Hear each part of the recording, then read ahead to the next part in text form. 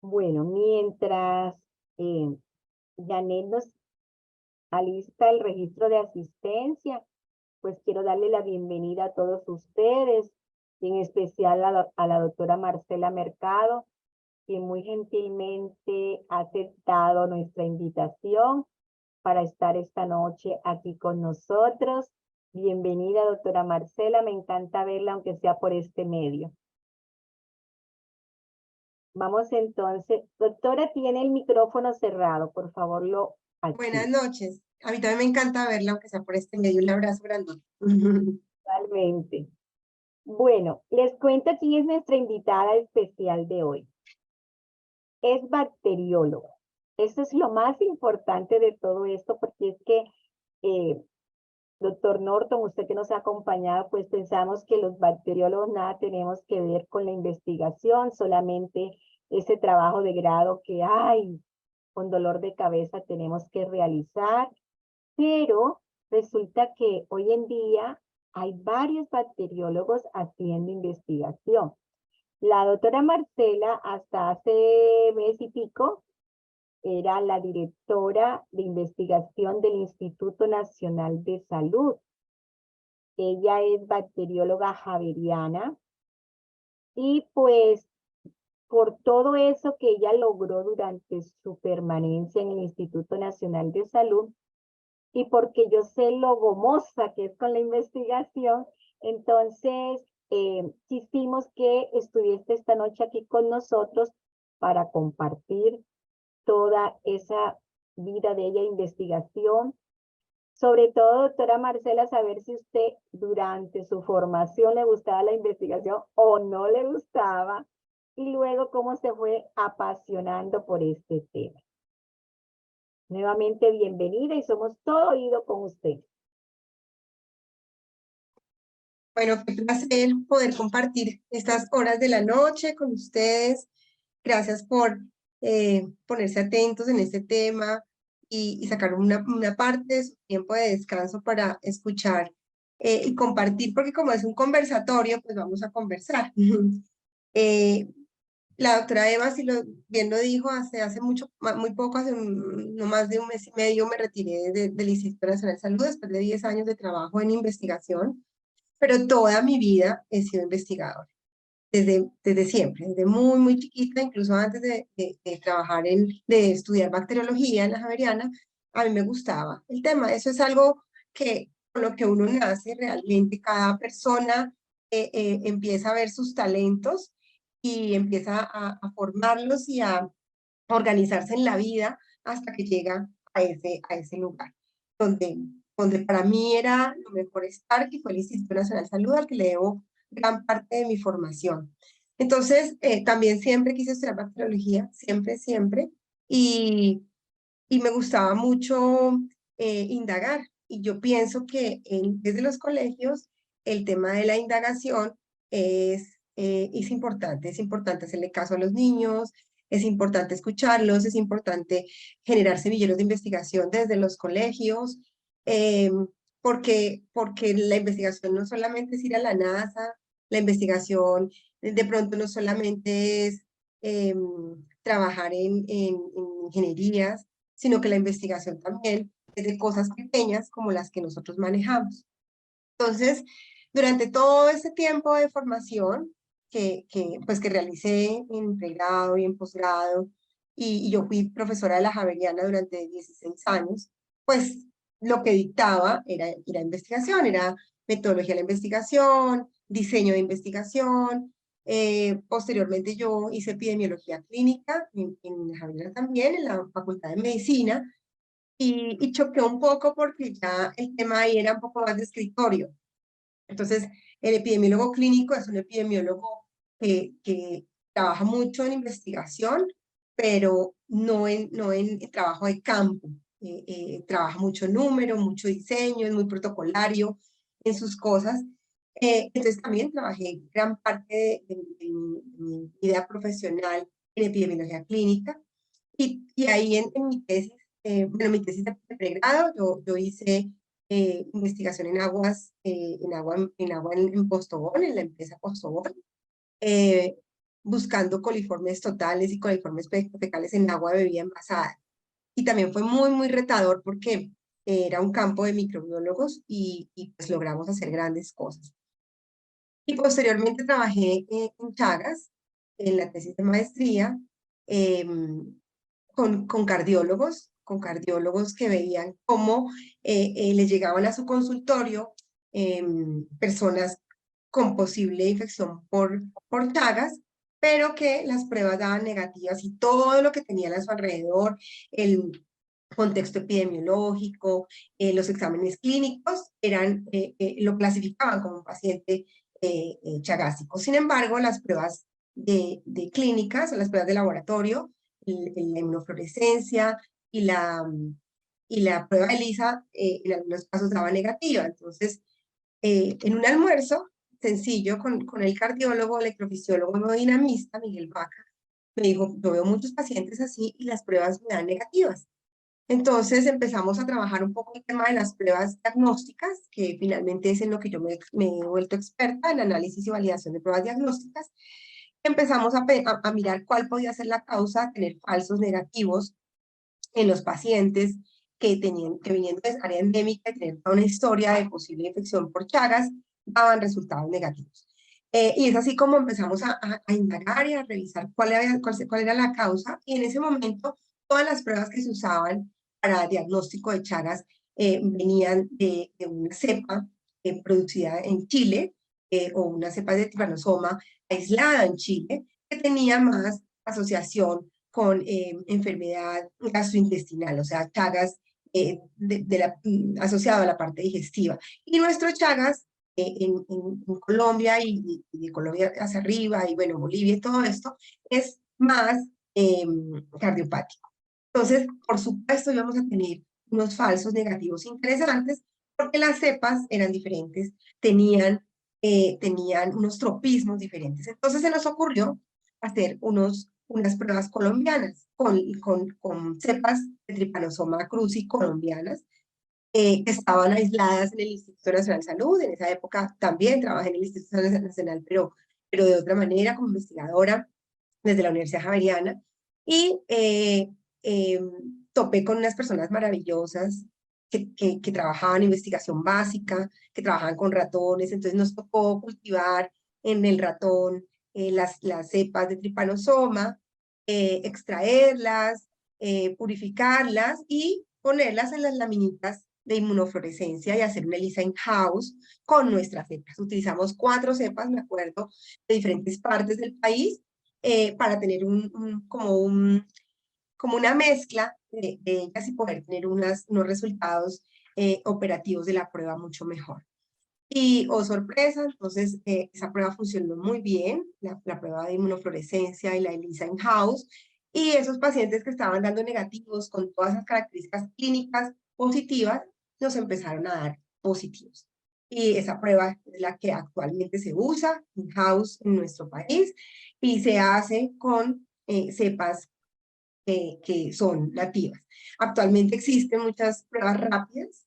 La PCR no ha sido una prueba agradecida con el Chagas, entonces no se ha podido establecer una PCR como que pueda a nivel molecular detectar la enfermedad. Y bueno, ustedes saben porque en la enfermedad de Chagas la circulación de parásitos es muy baja. Bueno, todo lo que tiene que pasar en este sentido. Y ahora, pues hay muchas pruebas rápidas que han hecho diferentes países. Brasil tiene muchas pruebas rápidas que ahora tienen que ser validadas. Y ahí, con eso voy a entrar a que todo lo que nosotros usamos en el laboratorio, cuando viene hecho con otros sueros, con sueros de pacientes de otras latitudes, en Europa, África, bueno, tenemos que hacer una validación secundaria. Y muchos de ustedes recordarán que cuando tuvimos SARS-CoV-2, mucha gente trajo pruebas rápidas, PCRs, y fue política del Instituto Nacional de Salud y del INVIMA no dejar comercializar estas pruebas hasta que no se validaran.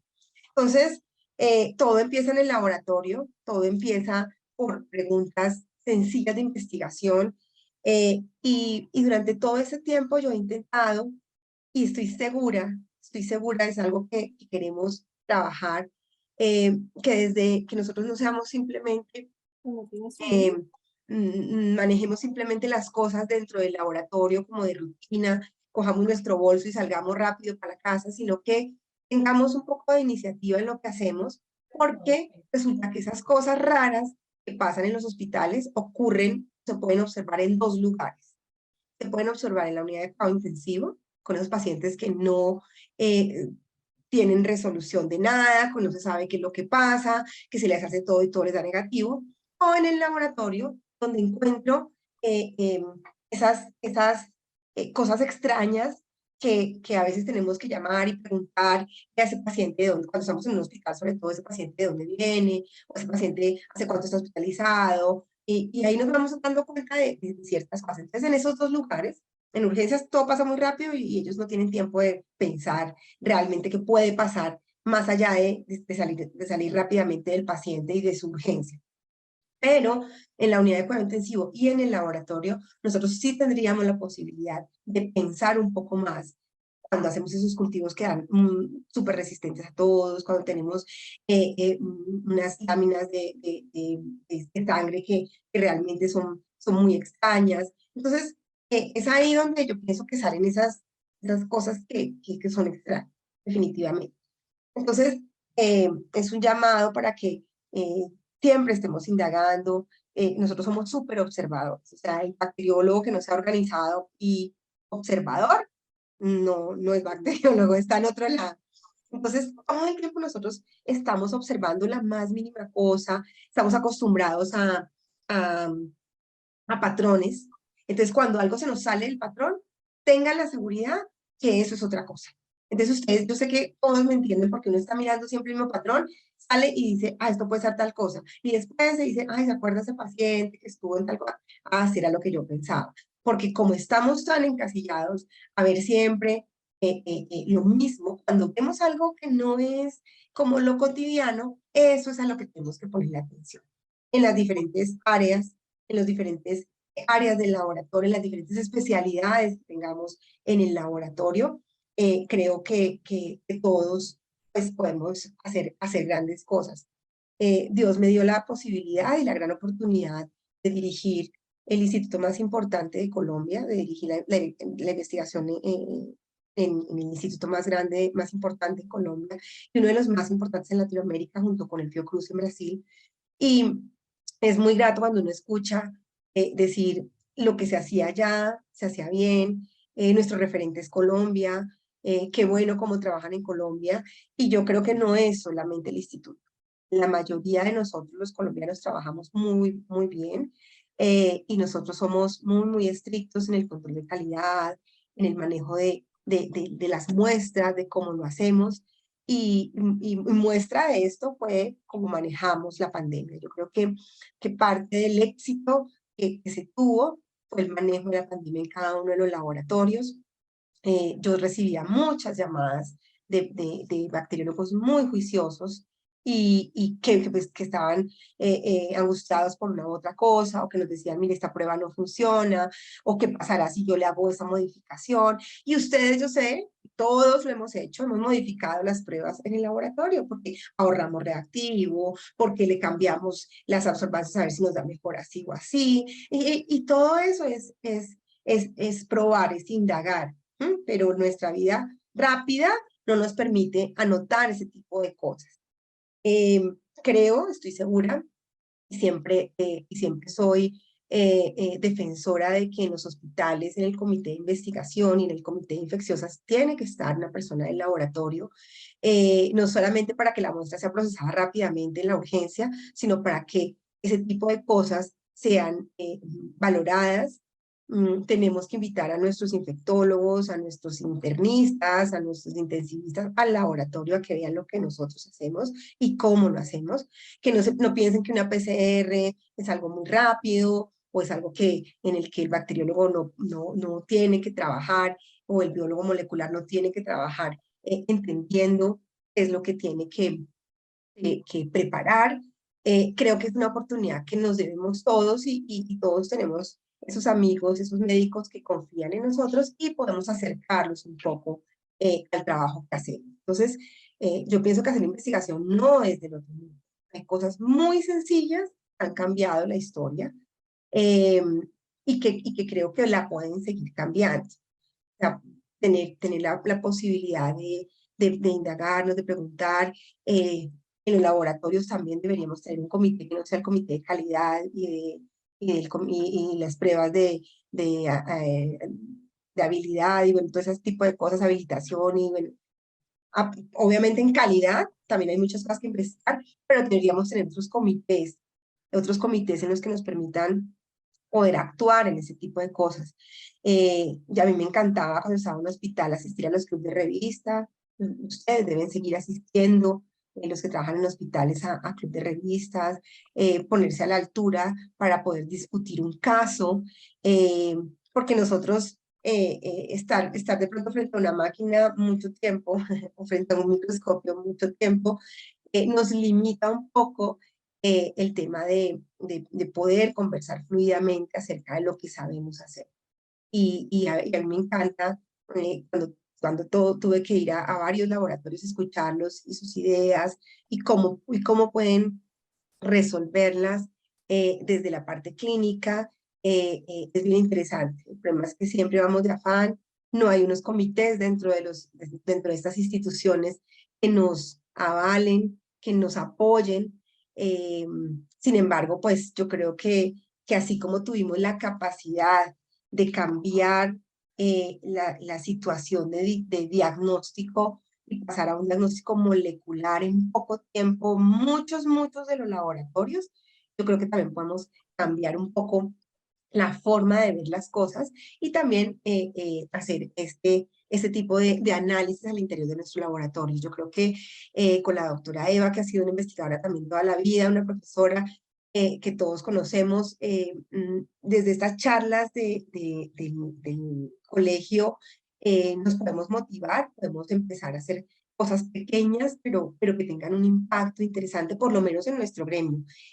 A mí me encanta cuando yo escucho decir, pero es que el gremio de los bacteriólogos, ojalá tuviéramos un gremio así, tan unido, tan fuerte, como los bacteriólogos, y realmente lo tenemos, y yo creo que también podemos hacer desde el colegio unas aproximaciones entre todos en diferentes regiones para poder seguir trabajando.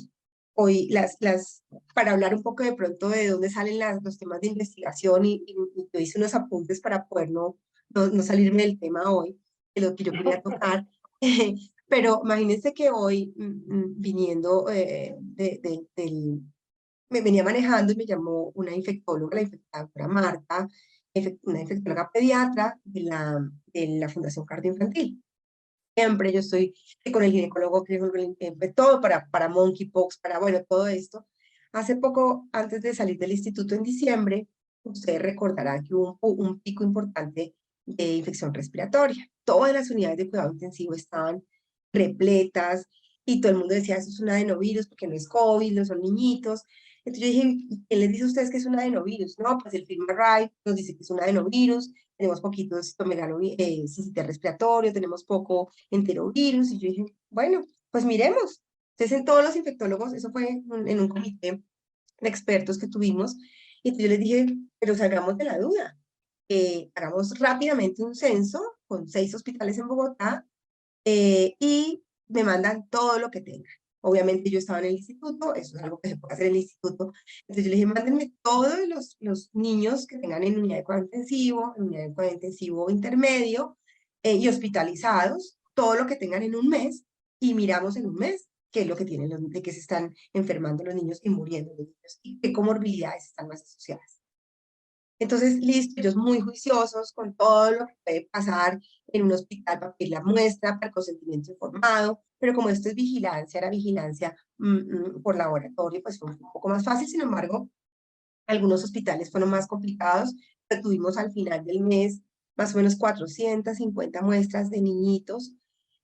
Hicimos secuenciación de todo lo que nos dio positivo para infección respiratoria, y la sorpresa fue que sí, teníamos mucho adenovirus, pero el adenovirus no era el que estaba causando la hospitalización y la infección respiratoria grave, sino era otro virus que prácticamente no ellos no habían contemplado, es el sincicial respiratorio y el rinovirus, eran los que estaban causando las hospitalizaciones graves. Y realmente a veces eso pasa. Entonces nos quedamos con una información que me da un equipo, sí, muy bueno y todo, pero no podemos llegar a unir los datos y poder hacer estas asociaciones que después me dicen, ah, bueno, entonces miren, si el niño tiene adenovirus, pero es el niño que se va para la casa, pero el que se me hospitaliza es el que tiene un virus menos común, pero es mucho más asociado a la severidad. Entonces, teniendo en cuenta eso, bueno, hicimos ahí reunión con ellos, súper interesados, pero yo aproveché y les dije, bueno, entonces vamos a entender qué es la secuenciación, vamos a entender cómo se hacen los PCRs, vamos a entender todo eso, que el infectólogo es el más cercano al laboratorio, ¿no? Entonces, y es con el que siempre interactuamos en la parte de infecciosas. Entonces, lo primero que hicimos fue contarles cómo se hace la secuenciación, contarles cómo hacíamos una metagenómica, porque ya en Colombia podemos hablar de investigación, de diagnóstico por tecnologías de próxima generación. Entonces hicimos metagenómica, entonces estaban aterrados de cómo habíamos hecho metagenómica, pero no es solamente el Instituto Nacional el que puede hacer metagenómica. Tenemos muchos laboratorios con capacidad de diagnóstico de ese tipo, pero lo que pasa es que no es costo efectivo para los laboratorios privados, no todo tiene que producirles algo de dinero. Hay algunas pruebas muy buenas y que nos dejan una ganancia y hay otras que tienen que ser como las consentidas, que algunos especialistas pueden acceder a ellas por alguna necesidad.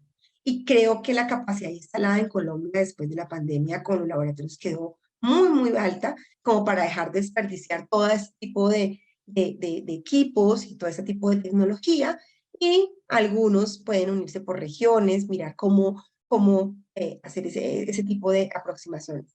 Y todo esto porque les empecé el cuento que me llamó la infectóloga y me dijo, mira, tengo un niño con esas capacidades, con esas posibilidades, quiero saber si es un rinovirus, quiero saber si es un sincitial, pero también quiero saber si es influenza, está hospitalizado, se están otra vez muriendo los niños. Y yo decía, si tuviéramos eso y estamos hablando de la Fundación Cardioinfantil, ¿cierto? Entonces yo le dije, no, doctora, ¿por qué no hacemos algo en la cardioinfantil? Montemos algo allí, o sea que usted cada vez, porque es una de las que más nos, nos, nos emociona para trabajar en este tipo, yo digo, pues hablemos y miremos qué hacemos para que usted estos poquitos casos que tiene complicados se los resuelvan de manera rápida y no tengan que hacer todo el proceso, ¿cierto? De tomar la muestra, llegar al laboratorio de salud pública, el laboratorio de salud pública corra para el de virología, o el niñito o la persona ya ha muerto y nos quedamos sin saber qué pasaba, o nunca la muestra llega o la muestra llega dañada, bueno, infinidad de cosas. Entonces, esos centros especializados de laboratorio con investigación deben formarse en Colombia. No solamente el tener el laboratorio que produzca y que haga el diagnóstico, sino que tengamos unos referentes en algún momento, decir, ah, el laboratorio de fulanito de tal, el laboratorio de la clínica tal, no solamente hace esto, hace investigación, y la investigación la hace de punta. Les dije cualquier cosa, pero podemos estar hablando de microbiología, podemos estar hablando de hematología, podemos estar hablando de cáncer, de muchas cosas en las que nosotros tenemos toda la posibilidad de hacerlo y el conocimiento. Entonces, ese, por ejemplo, es un escenario que claramente podemos hacer desde los laboratorios y tener un plus, porque la investigación también da dinero. La investigación, uno puede presentarse a grants, puede hacer asociaciones con otros laboratorios o con laboratorios farmacéuticos. Muchos de ustedes durante la pandemia hicieron validaciones. Yo no podía cobrar porque soy en institución pública, pero ustedes cobraron cada validación. Yo tengo entendido que cobraban hasta 30 millones de pesos por hacer una validación. Entonces, bien organizado, no investigando para todas las cosas, sino bien organizado un tema, es también costo efectivo poder hacerlo. Entonces, esa es también una opción que podemos tener. Y las preguntas, como dicen, como les decía ahorita, pueden salir del colega, pueden salir del mismo paciente, puede salir del infectólogo que me llama y me dice, puede salir de la lectura, del un artículo, o puede salir de los resultados que ustedes quieren. porque uno no le cuadra nada con nada, empieza a indagar, empieza a formularse sus preguntas de investigación. Entonces, yo hace mucho tiempo no trabajo en laboratorio, pero me encantó cuando trabajé, y ahorita en pandemia yo me metí al laboratorio y sé hacer PCRs y sé hacer muchas cosas, porque es la única forma de que uno entienda después cómo poder complementar. Pero cuando trabajaba en clínica me encantaba, cuando trabajaba en hospitales, yo trabajé en varios hospitales en Bogotá, me encantaba eso de poder preguntar finalmente qué tenía el paciente, cómo se resolvió, si ese medicamento le funcionó, si no, pues hacíamos antibiogramas, una cantidad de cosas. Y los médicos sabían entonces a quién preguntarle, porque hay fulanita de tal, le gusta como eso, entonces mejor preguntémosle a ella, porque la otra está ocupada, porque la otra siempre está pegada a la máquina. Eso pasa en los hospitales. Pero en los laboratorios tenemos un montón de máquinas, un montón de cosas, y no sabemos, nos llega una muestra de un tubito, jamás voy a saber qué pasa. Pero en ese laboratorio tenemos otras opciones, son los datos. Los datos, ¿ustedes saben cuánto eran las empresas por tener los datos que ustedes tienen en el laboratorio? Es increíble todo lo que podemos tener para poder hacer investigación a partir de datos recolectados. Obviamente, con un protocolo estructurado, con consentimientos informados. Entre mis apuntes tenía todo el tema de ética, porque pues no es coger datos por coger, sino datos que contesten una pregunta de investigación. Pues esos datos que son tan apetecidos por otros y que nosotros tampoco los damos a nadie. La gente, los estudiantes nos escriben, ay, mira, a mí me gustaría hacer, y no, ay, no, yo no voy a entregar datos, eso es mío. No, pues ojalá yo cogiera a ese estudiante y le dijera, bueno, listo, voy a trabajar contigo, hagamos un protocolo, organicémoslo, y los datos de mi laboratorio van a servir para tomar decisiones. Hay regiones donde hay un laboratorio de salud pública que hace más o menos las cosas, no tiene dinero, lo que sé yo. Hay 4 o 5 laboratorios súper importantes que es realmente donde va la gente, y donde le mandan las cosas y donde remiten. Estos laboratorios son una mina de oro en cuanto a información sobre qué pasa con la población. Entonces esas cohortes de individuos o cortes de datos que tenemos también son muy valiosos, pero tienen que contestar una pregunta de investigación y no el ya que tengo estos datos, entonces hagamos esto. No, todo tiene que tener una pregunta de investigación que me lleve a responder algo que requiera y que, con la que pueda yo tomar decisiones, o no yo, sino pues el gestor de la salud pública pueda tomar decisiones. Entonces, también la organización de los datos es muy importante, y unos datos bien organizados, bien estructurados, pueden permitir contestar esas preguntas. Y algo que me fascina, no sé cuánto tiempo llevo, pero ya los dejo hablar a ustedes, algo que me fascina y me encantaría poder trabajar son los biobancos. Esa es otra cosa, nosotros botamos las muestras o las guardamos, no sabemos qué hacer con ellas, las cepas, los tejidos, mil cosas.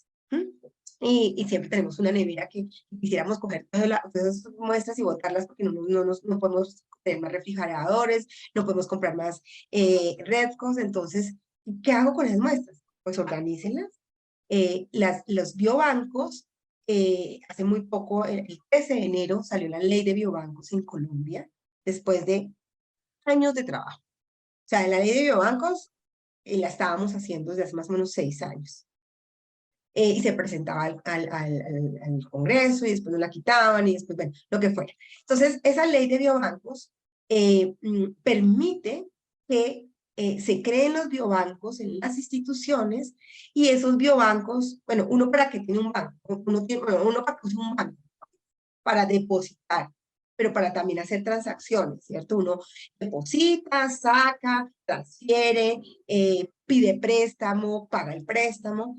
El biobanco es el único banco en el que uno deposita y no saca nada. Entonces, eso no es la idea de un biobanco. El biobanco tiene que tener la misma función de un banco. Deposito, saco, presto, comparto, licito, bueno, igual. Entonces, esas muestras que están dentro del biobanco me tienen que permitir hacer transferencias bancarias, ¿cierto? Entonces, si yo tengo un banco muy bien organizado con sus datos, eso es una minita de oro. Mucha gente la va a querer utilizar. Obviamente, de los datos, de las muestras y de datos de pacientes que hayan dado su consentimiento para el uso de esas muestras. Entonces, si yo tuviera en mi laboratorio una persona formada en investigación, que le diera algo de toque de investigación a todo lo que se hace, seguramente no todos los pacientes van a decir, ay, sí, mi muestra me la va a usar para investigar, pero sí podemos puede tener un consentimiento informado de la muestra y un consentimiento informado de decirle, mire, en este laboratorio nosotros tenemos un biobanco de sueros, un biobanco de tejidos, lo que sea, y esas muestras son guardadas con su información para estudios a posterior. Entonces usted quisiera que su muestra fuera guardada, bueno, eso se hace con comités de ética y todo, pero es un formato. Entonces el paciente le puede decir, no, mi muestra es solamente para el estudio y para el cuadro hemático, y otro le van a decir, ¿sabe qué? Sí, no importa, guárdenla para un estudio. Uno dice que la gente no se presta para eso, pero en Medellín está el banco de cerebros más grande del mundo para estudios de Alzheimer. Cuando nosotros, yo recuerdo el primer caso de Zika en el instituto, cuando tuvimos el primer caso que lo detectaron por ecografía, era un adolescente y era acá en Bogotá, tuvimos la suerte que fuera acá en Bogotá y se pudo manejar, y ella misma nos dijo, yo puedo donar mi feto, porque pues, obviamente iba a perderlo porque pues estaba, tenía aborto. Ella dijo, yo puedo donar mi feto para investigación. Inmediatamente buscamos, hicimos todos los trámites y con ese feto nosotros pudimos entregarle al mundo una cantidad de cosas que usted no se imagina. Entonces uno piensa que la gente no es altruista, pero sí hay altruismo en temas de investigación. Entonces, por ejemplo, eso es algo que si nosotros, doctora Eva, podemos trabajar desde el colegio con esa ley, porque nos va a tocar hacer a los bacteriólogos eso es un trabajo que va a ser nuestro, capacitarnos en biobancos, existen software para trabajar biobancos, no es que uno tenga que hacer un Excel interminable, no, hay software para el trabajo de biobancos, y tener unos biobancos especializados de acuerdo a ciertas áreas, y tener eso se puede tener como un brochure de biobancos en Colombia que tengan especialidades en ciertas muestras. Entonces, es algo que también nos permite facilitar la entrada y la salida de las muestras. Nosotros no podemos sacar las muestras del país tan fácilmente. Fue tan triste en Zika cuando nosotros, bueno, yo tuve que asistir al comité de expertos en Ginebra, que expusieron personas de Estados Unidos con muestras nuestras en Colombia, que no tenían ni permisos, y todas las cortes eran colombianas. Esto es un paréntesis, yo ese día casi muero y llamé a mi jefe, la doctora Marta, le conté lo que estaba pasando y me dice inmediatamente con la embajadora de la Organización Mundial de la Salud en Ginebra. Ese momento fue buenísimo para mí.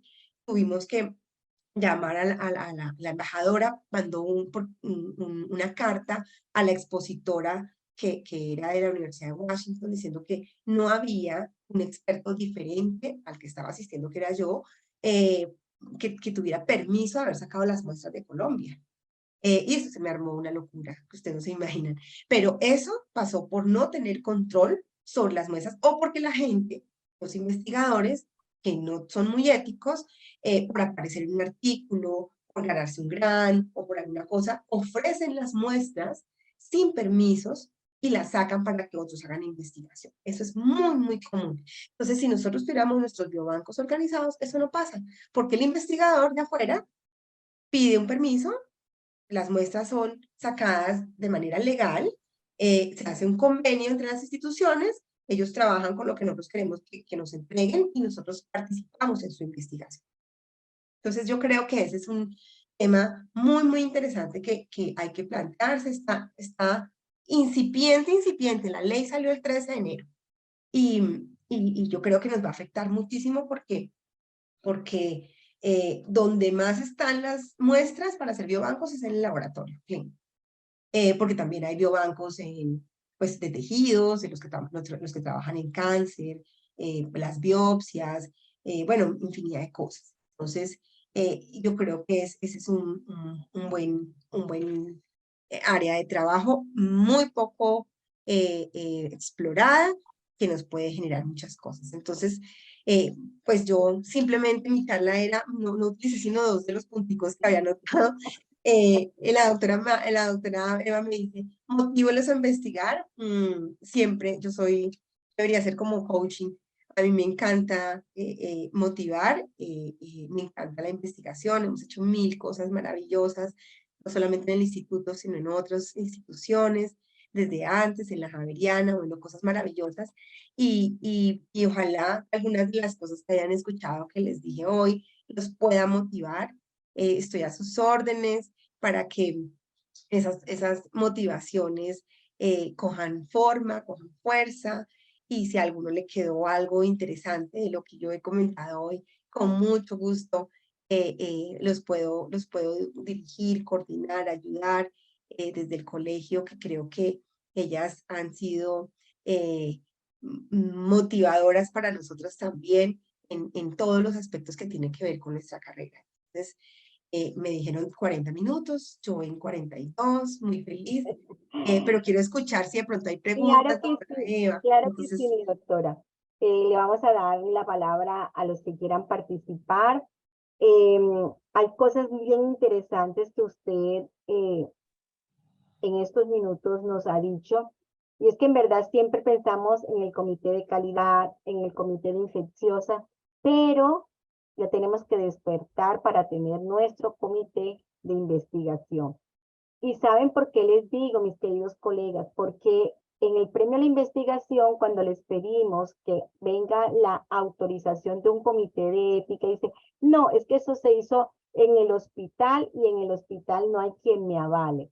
Entonces, fíjense, y si no, no participan, porque es que la norma en Colombia dice que toda investigación, inclusive ahora es más abierta con animales, con el medio ambiente, todo tiene que tener un aval de comité de ética. Así usted lo haga en la consulta particular. Entonces creo que eso es bien importante, que empecemos los que están en instituciones a mirar cómo se hace y se conforma el comité de investigación.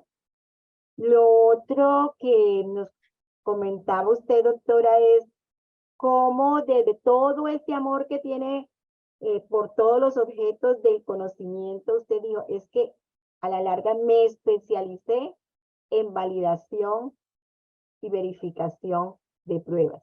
Entonces, fíjense que empezamos como en un mar de cosas, pero luego vamos encontrando como esa línea fina a la cual nos vamos a dedicar. También destacó la capacidad observadora del bacteriólogo. Eso es bien interesante porque esa es la que nos va a llevar a identificar cosas que no están funcionando, pero además esa capacidad de razonamiento que tenemos los bacteriólogos. Usted decía, no me encaja aquí, tenemos unos protocolos, de pronto somos muy encasillados, pero ese encasillamiento es bueno a la hora de tener una pregunta problema, ¿sí? Entonces, los invito a ver, doctor Norton, no sé si nos sigue acompañando aquí, pero fíjese lo apasionada que es esta bacterióloga por la investigación. Entonces, quisiera escucharlo. Sí, claro. Excelente presentación y motivación que hace, doctora. Muchas gracias. Y ya quisiera yo tener un público entre mis estudiantes de medicina como estos, porque a mí me pasa lo mismo con los estudiantes de medicina. ¿Ya? Somos formados para hacer consulta, pero muy poco para investigar. Y bueno, muy poco con respecto a lo que me parecería que sería importante y sobre todo a nivel de posgrado.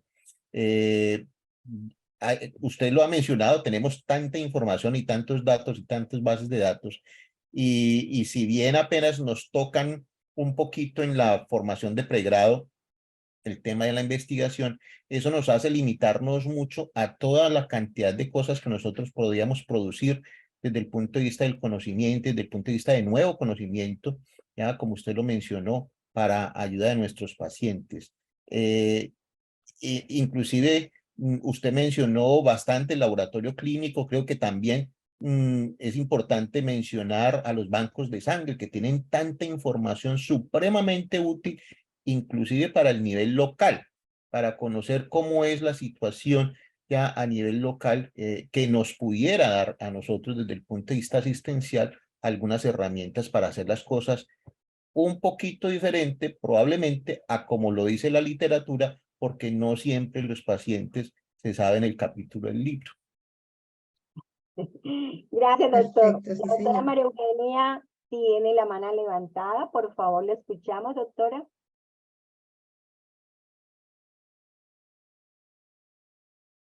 Doctora María Eugenia. Sí, buenas noches. Muchas gracias, doctora Marcela. Muchas gracias, Eva, por esta oportunidad que nos brindan de poder tocar el tema de la investigación. Para nuestra fortuna, tenemos muchas más personas como ustedes que son investigadoras bacteriólogas de amplio reconocimiento y con el cual es un tema que nos convida, y en especial a las jóvenes y jóvenes en general. Se cometen muchos errores cuando se intenta investigar, y quisiera hacer como una pequeña introducción antes de hacer una o dos preguntas. Y uno de los errores más grandes que se tiene es pensar que la educación formal, que muchas veces involucra a estudiantes en su proceso de aprender e investigar investigando, no hace énfasis en el tema de los derechos del paciente, en la protección del dato, en la necesidad que hay de que se rija por un comité interno de la universidad todas esas investigaciones que se hacen acá en Colombia con los jóvenes especialmente, y que a veces trascienden y es tomada por los profesores y se publican, y a veces hasta ni el estudiante se acuerdan, pero ellos fueron los grandes gestores. Bueno, pero importante también decirles que no hay una base de datos en este momento formal que diga qué tanta investigación se está haciendo en Colombia, qué tantas instituciones y personas y profesionales como para detallar y discriminar. Pero la sorpresa va a ser cuando se vea el gran número de bacteriólogos involucrados y vinculados a investigaciones, e incluso dirigiendo ellos mismos sus propios grupos de investigación con unos estándares de clasificación altos en conciencias, y no solo apuntándole a fondos nacionales sino internacionales, ya que me llena de satisfacción que usted abra ese poro, lo dilate y nos permita ver esta imagen a los que estamos asistiendo hoy. ¿De qué forma se puede hablar en el tema de la protección del dato? A través de esa nueva ley, en el caso del de Biobanco, me imagino que debe estar involucrado ese punto. ¿De qué forma se puede evitar que sobre pretexto de una investigación, esa es la pregunta, con fines estadísticos y científicos, se haga uso de esas informaciones o bases de datos cuando el paciente no ha autorizado el que se haga esa actividad con sus muestras o su información? Punto. Entiendo que por ser estudios observacionales, en donde no se interrelaciona directamente con el paciente, sino con el dato, no se requiere consentimiento. Entonces eso pone al dato en una condición muy frágil y muy susceptible de ser vulnerado. ¿Cómo hacen ustedes cómo hacen o hacían en el instituto, o lo que usted esté haciendo, y qué cree que se puede hacer para mejorar? Ay, gracias, María Eugenia, de verdad.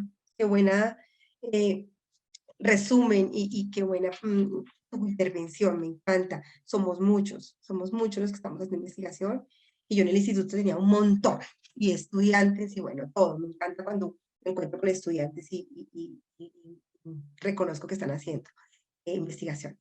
Bueno, es algo muy, muy delicado lo que tú dices, por eso es el tema de los biobancos.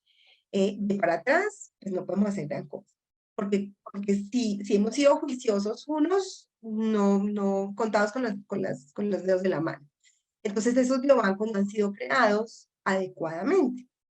Entonces tenemos muy pocos consentimientos informados de ese tipo que yo les estoy diciendo.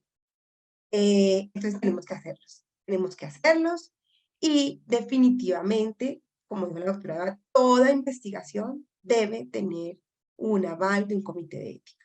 O sea, nosotros no podemos hacer investigación porque se me ocurrió a mí hacer esto y tengo ya que tengo estas muestricas, hagamos esto y después más o menos le doy una formita y lo publico.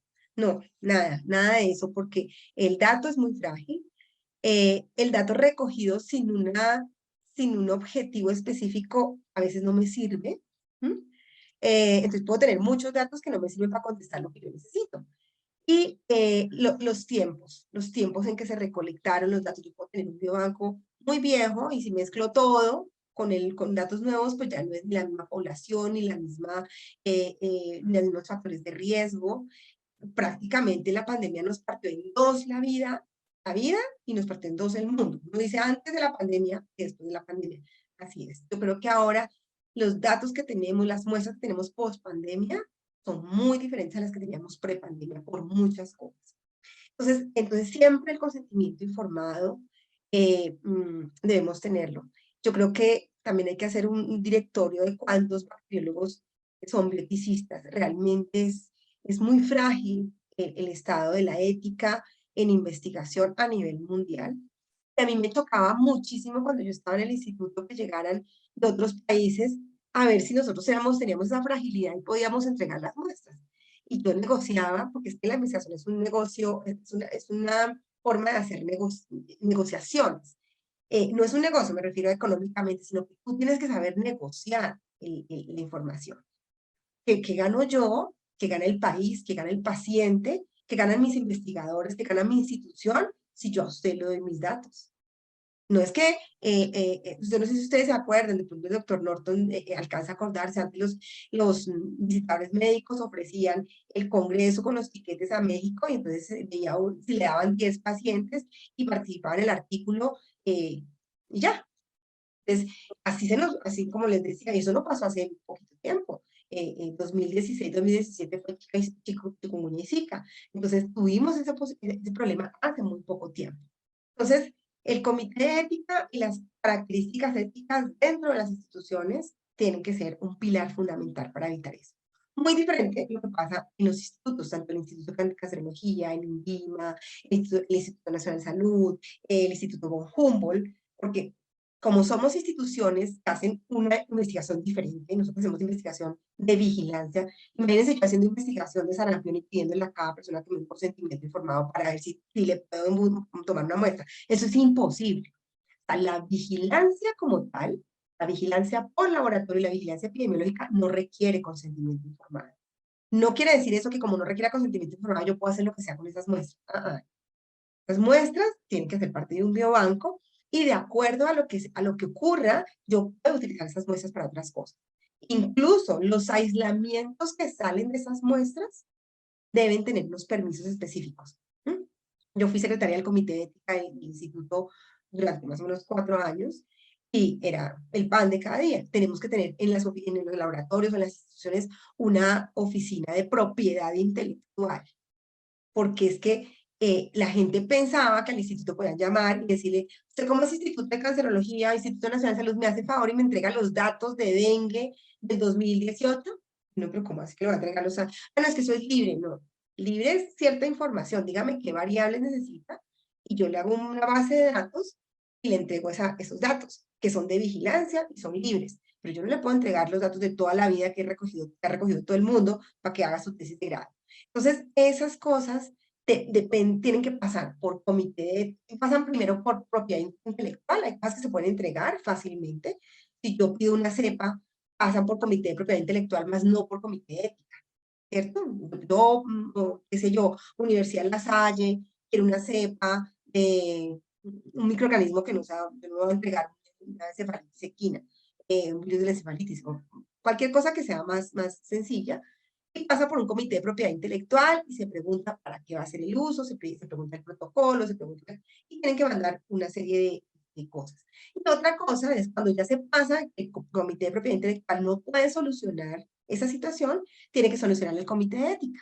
Entonces, si el comité de ética dice, no, lo siento, las muestras no salen porque no me parece, pues nada, no salen. Entonces, estas dos instancias dentro de las instituciones hay que empezarlas a revisar. Pero yo creo que en los laboratorios a veces no pasa eso porque al contrario, ahí se desperdicia todo porque nadie pide nada. Nadie se le ocurre hacer nada. Entonces, ni mucho que queme al santo aquí pidiendo a todos los institutos grandes, ni poco que no le alumbren los laboratorios que botan todo y no hacen nada y mandan los datos y los datos están guardados. Yo digo, no es que la voten, sino que no utilizan esa información para nada. Entonces, hay que buscar un punto intermedio en el que yo pueda favorecer a mi población. Imagínense un laboratorio en Guainía, guardando los datos en mucho tiempo, me va a dar información de muchas cosas que pueden estar pasando ahí, genéticas, moleculares, situaciones, por ejemplo, química sanguínea, muchas cosas que pueden estar asociadas a enfermedades en esas poblaciones. Entonces, pues, pienso que es un punto muy delgado entre lo que tú estás preguntando y cómo respetar el dato, respetar la muestra del paciente. Pero en la ley está todo clarito. O sea, ahí dice qué hacer, qué debo tener, cómo lo debo tener, a quién debo tener para conformar el comité del biobanco, porque no es tener una nevera llena de muestras con unas hojitas de pacientes. Es algo muy, muy serio. Doctora Marcela, en ese mismo orden hay otra pregunta.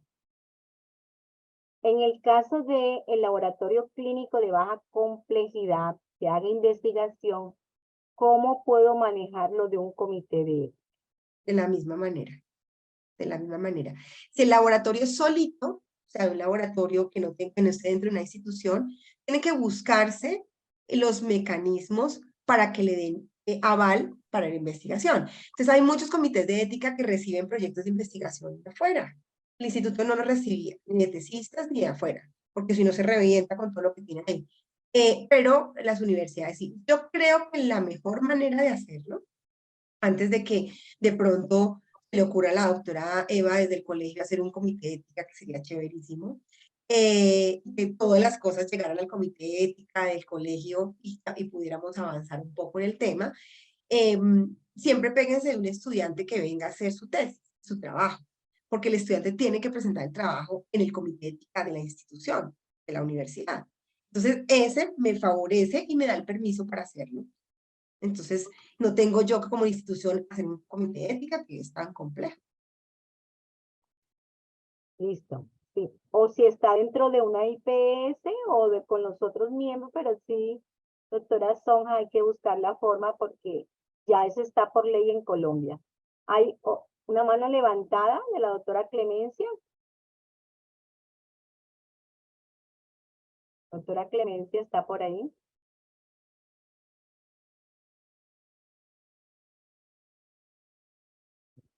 No, parece que no.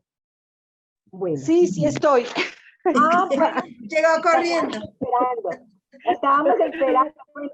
Sí, sí estoy, sino que no sé por qué se me perdió el...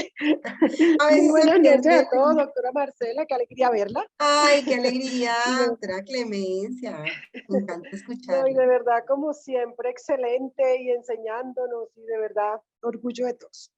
Tengo una preguntita, doctora Marcela, por decir algo, cuando uno va a trabajo de campo, brigadas y toma muestras, si esas muestras se utilizan de una forma anonimizada, ¿es posible, bueno, para docencia o para algún proyecto de investigación? ¿O ahí cómo sería el tema? Igual. No, Igual. el hecho de como yo recoja la muestra no me cambia la ética y el consentimiento. Sí. O sea, llévense un consentimiento informado debajo del brazo siempre. Entonces, porque, bueno, lo que pasa es que yo por eso hice la diferencia, porque cuando uno trabaja en una institución académica, no alcanza a tener no tiene el alcance de lo que puede ser trabajo de campo en una institución como las que tú y yo hemos manejado. Entonces, el trabajo de campo, yo voy a recolectar las muestras, lo que voy a hacer es ir a buscarlas. ¿cierto? Tengo que ir a buscarlas, hacer los conglomerados, organizar las poblaciones, pero eso ha salido de un protocolo. O sea, yo no me refiero de pronto a la brigada, me refiero a cuando yo hago trabajo de campo para investigación. Obviamente ha salido de un protocolo que ha pasado por una comité de ética. Pero cuando yo hago brigadas o cuando yo Sí. hago trabajo de campo para buscar, digamos tú, buscar leishmania o no sé, te fuiste a un pueblito, estas muestras llegan para vigilancia.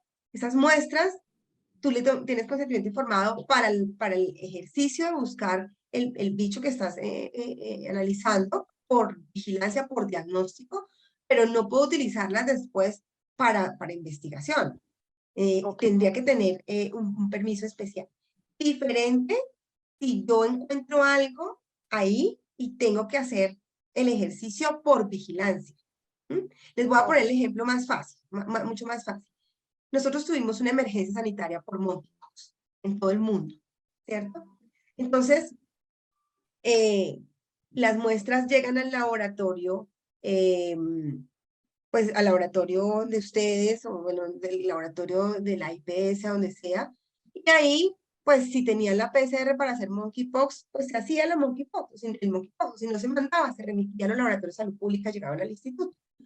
Nosotros ahí hacíamos la secuenciación y lo que hubiera que hacer. Pero nos pasó en un caso de una embarazada, positiva, para monkeypox, y ella no era una persona que desconociera la situación. Cuando quisimos hacer el seguimiento de su embarazo, porque además no se había hecho lineamiento para monkeypox ni nada de esto en embarazadas, ella inmediatamente dijo, no, y el consentimiento informado, y por qué me van a hacer eso a mí, y no sé qué. Hacerle entender que ella tenía que ser vigilada o haberse hecho el seguimiento, pero por vigilancia, por su enfermedad en emergencia, fue supremamente difícil. Fue supremamente difícil. Hasta que obviamente fue tratada por su ginecólogo, psicólogo, su psiquiatra y todo eso, ya pude entender porque además no sabíamos si se transmitía por placenta, no sabíamos si el bebé tenía que salir a una unidad de cuidado intensivo y ser aislado, o sea, muchas cosas que no sabían de la enfermedad. Entonces yo no podía en silencio seguirla porque tenía que contarle absolutamente todo, entonces ella tenía que firmar sus consentimientos, se opuso a firmar sus cosas.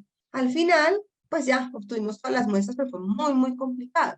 Pero yo no puedo hacer sino un monkeypox en esa señora, no puede hacer nada más, ¿cierto? Entonces, eso que tú nombras es también como muy delicado, porque a veces yo pienso que como tengo la posibilidad de hacer una brigada, entonces esas muestras, iba a investigar una cosa y resulta que ahora se me ocurrió hacer otra cosa, ¿no?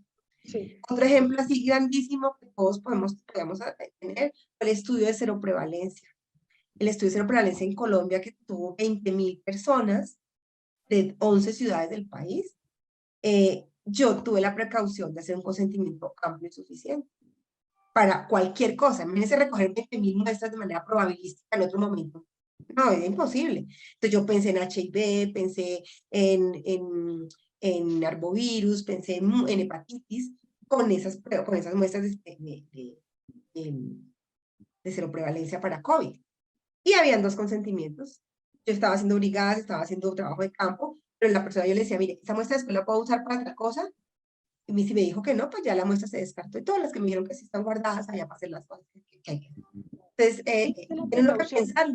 Tienen uno que pensarlo antes de salir a la brigada y poder recolectar con toda tranquilidad. Perfecto. Muchas gracias, doctora. Ay, un abracito, Clemen. Lo mismo para usted.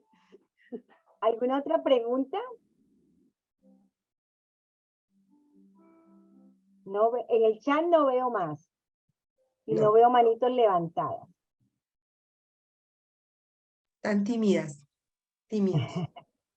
No, es que Tímidas como las es, preguntas, digo yo. no, como es una hora y esta hora ya están con hambre o alguna cosa, pero miren que han permanecido. Al perrito sí tiene preguntas.